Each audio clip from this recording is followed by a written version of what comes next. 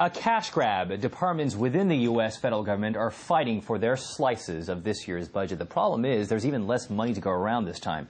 RT's Lauren Lister live in the newsroom with the 411. Lauren, give us a scoop.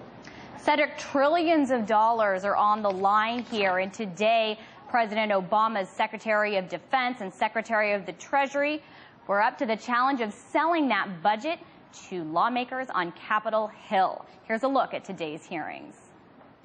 United States Secretary of the Treasury Timothy Geithner faces off against U.S. lawmakers round two. Fresh off his lashing last week for the controversy over the taxpayer bailout of AIG. Why shouldn't we ask for your resignation? The economic leader may not be ready for interviews yet, but he is smiling again, and he's here to sell the president's $3.8 trillion budget. This time, it's not Congress giving him a hard time. Want our money back.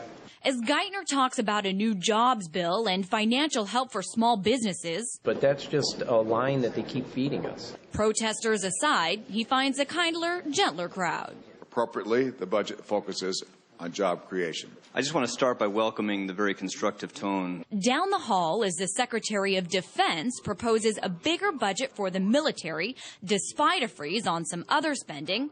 Aside from a few protests, he doesn't take much heat either.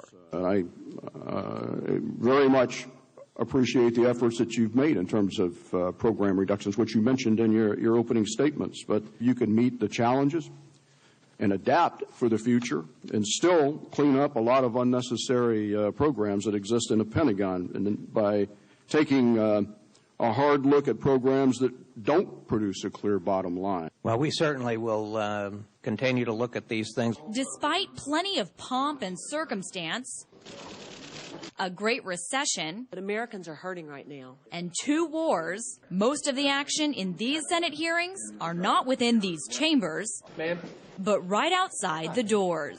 They told us that we weren't allowed to hold up any signs, even if it wasn't blocking anybody's view. The chairman found it disturbing. I guess they don't like the public input. And while President Obama's secretaries defend his budget here on Capitol Hill to lawmakers, you don't hear them talk much about the $1.56 trillion deficit the budget would produce, or how they'd have to borrow a third of every dollar they spend next year.